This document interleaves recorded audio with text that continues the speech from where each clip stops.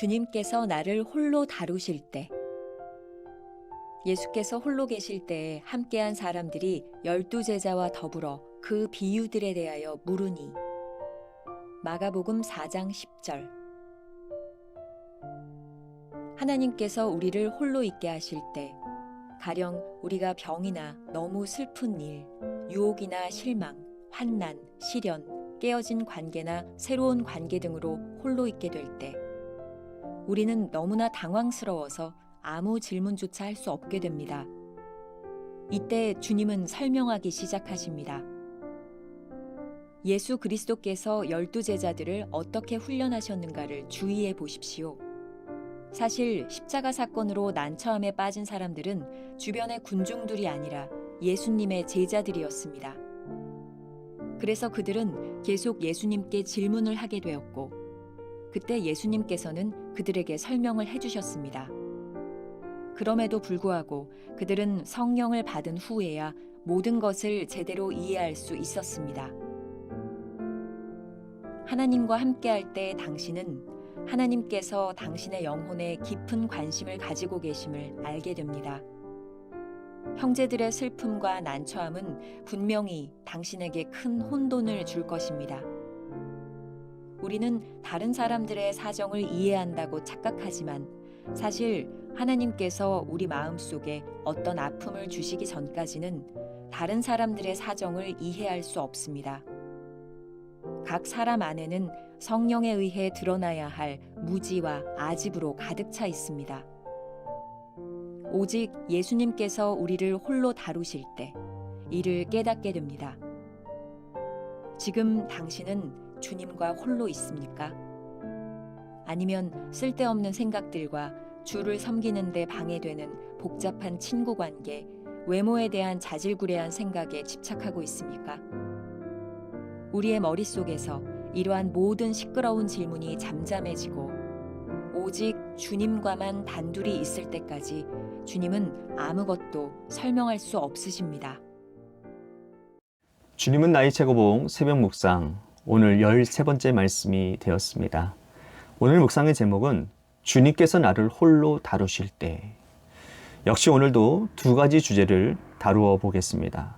첫 번째는 홀로에서 시작하는 가르침. 오늘 말씀에 우리들이 좀 기억하고 우리들의 머릿속에 좀 넣어들었으면 좋겠다 하는 것이 우리가 철저하게 외로워서 주님과 동행한다 라고 하는 것, 이것을 머릿속에 두고 함께 묵상해 봤으면 좋겠습니다. 챔버스를 이해하는 데 있어 더눈에서의 이 4년간의 영적 암흑기는 아주 중요합니다. 그 시기는 철저하게 하나님께서 챔버스를 다루어가는 시간이었기 때문입니다. 그의 일기장에서 그런 고민이 적혀 있었습니다. 일기의 내용을 제가 조금 읽어드리겠습니다. 하나님은 4년 동안 나를 사용하셔서 영혼들을 회심하게 하셨다. 그러나 정작 나는 주님과의 의식적인 소통이 없었다. 성경은 가장 딱딱하고 재미없는 책이었으며 내 안에 있는 부패와 사악함과 나쁜 동기들은 지독하게 심각했다. 이 시기에 챔버스는 7년간 사귀었던 크리시 브레인이라고 하는 여인과 헤어지게 됩니다. 결혼까지 생각했던 여인과의 헤어짐은 그의 인생 암흑기에 더욱 큰 고통을 가져다 주었을 것입니다. 오늘 묵상은 어제 말씀과 아주 밀접하게 연결되어 있습니다. 어제 말씀이 예수님께서 제자들을 가르치시는 방법에 대해서 이야기를 하고 있다면 오늘 말씀은 제자들이 예수님께 묻고 있는 장면입니다. 자, 이렇게 말씀을 이해하면 좋을 것 같아요. 아직 씨를 뿌리는 간단한 비유도 이해하지 못하는 제자들에게는 더 어려운 비유를 말씀하시지 않았습니다. 예수님의 방법이죠. 그렇듯이 우리의 인생에도 아직 이해하지 못하는 혼돈의 시간들이 있습니다. 그러나 이 혼돈에, 이 고독함 가운데서 주님은 우리를 다루어 가십니다. 챔버스의 믿음의 깊이는 이 혼돈 속에서 깊어지게 되었습니다. 마치 챔버스가 영적 여정을 걸어가는 것처럼 말입니다. 우리의 인생에서 홀로라고 느껴지는 순간이 있습니다. 제자들 역시 주님과 함께 동행하고 있었지만 홀로라고 느껴지는 당황스러운 순간들이 있었습니다. 그때 주님은 설명하기 시작합니다. 가만히 생각해 보면 우리들 스스로 할 수 있다라고 생각할 때에는 누구의 소리도 잘 들리지 않는 것 같습니다. 홀로라고 하는 생각이 들기 시작할 때 주님은 가르치시기 시작합니다. 챔버스의 글입니다. 사실 십자가 사건으로 난처함에 빠진 사람들은 주변의 군중들이 아니라 예수님의 제자들이었습니다. 그래서 그들은 계속 예수님께 질문을 하게 되었고 그때 예수님께서는 그들에게 설명해 주셨습니다. 그럼에도 불구하고 그들은 성령을 받은 후에야 모든 것을 제대로 이해할 수 있었습니다. 요한복음 14장 26절 보혜사 곧 아버지께서 내 이름으로 보내실 성령 그가 너희에게 모든 것을 가르치시고 내가 너희에게 말한 모든 것을 생각나게 하시리라. 이 말씀이 딱 들어맞죠? 우리가 함께 생각해 볼 현철 목사의 한 줄 노트. 홀로섬은 혼자라는 의미가 아니라 성령님의 인도하심을 받을 순간을 맞이했다라는 뜻입니다. 두 번째 주제, 홀로에서 얻는 영적 유익입니다. 여기서 우리는 고독이라는 말과 외로움이라고 하는 말을 구별해야 될 필요가 있습니다. 외로움에서는 우리들이 나와야 되지만 고독함은 우리들이 적극적으로 경험해야 되는 시간이기도 합니다. 우리가 홀로일 때에 하나님께서 우리 안에서 일하신다라는 것을 알 수 있습니다. 하나님께서 우리 안에 일하실 때 우리가 깨닫게 되는 것이 있습니다. 하나님께서 우리의 영혼에 깊은 관심을 가지고 계시다라는 사실이죠. 또한 하나님 앞에서 우리가 얼마나 무지한 존재인지를 깨닫게 됩니다.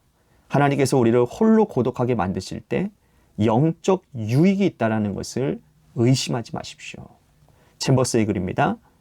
지금 당신은 주님과 홀로 있습니까? 아니면 쓸데없는 생각들과 주를 섬기는 데 방해되는 복잡한 친구 관계, 외모에 대한 자질구레한 생각에 집착하고 있습니까? 우리들의 머릿속에 이러한 모든 시끄러운 질문이 잠잠해지고 오직 주님과만 단둘이 있을 때까지 주님은 아무것도 설명할 수 없으십니다. 주님과만 단둘이 있을 때까지, 우리들이 홀로 고독할 때까지 주님은 아무것도 설명하지 않으십니다. 다시 말하면 우리가 홀로 있는 그때부터 주님은 이해하지 못했던 상황들을 설명하실 것입니다. 또한 주님은 아무리 설명해도 깨닫지 못하다는 것을 우리들에게 가르치시지 않을 것입니다.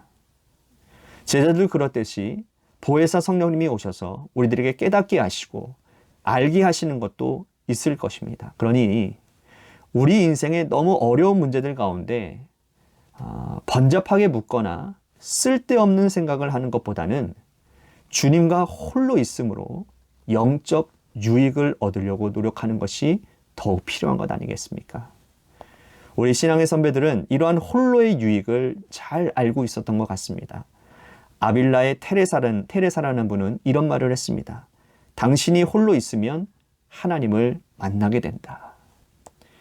이진희 목사님이라는 분이 광야를 살다라고 하는 책을 썼는데 거기에 이런 구절이 있어서 여러분들에게 소개를 합니다.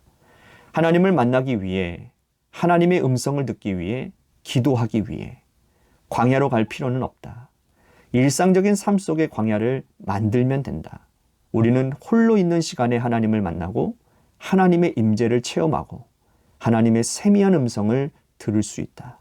하나님 앞에 홀로 있을 때 우리 자신을 돌아보게 되고 하나님을 바라보게 되며 하나님의 음성에 귀를 기울이게 된다.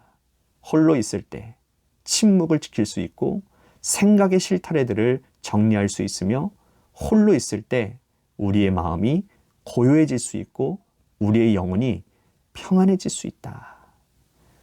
주님께서 우리를 홀로 다루실 때 그리고 우리를 고독한 광야로 인도하실 때 두려워하지 말고 오히려 기뻐하십시오. 수많은 영적 유익이 우리를 기다리고 있기 때문입니다. 우리들이 함께 기억해야 될 현철 목사의 한 줄 노트. 홀로 있는 시간이 우리 주님이 일하시기 가장 좋은 때입니다. 오늘 하루 이러한 묵상 질문으로 하루를 지내면 좋을 것 같습니다. 여러분들에게 묻겠습니다.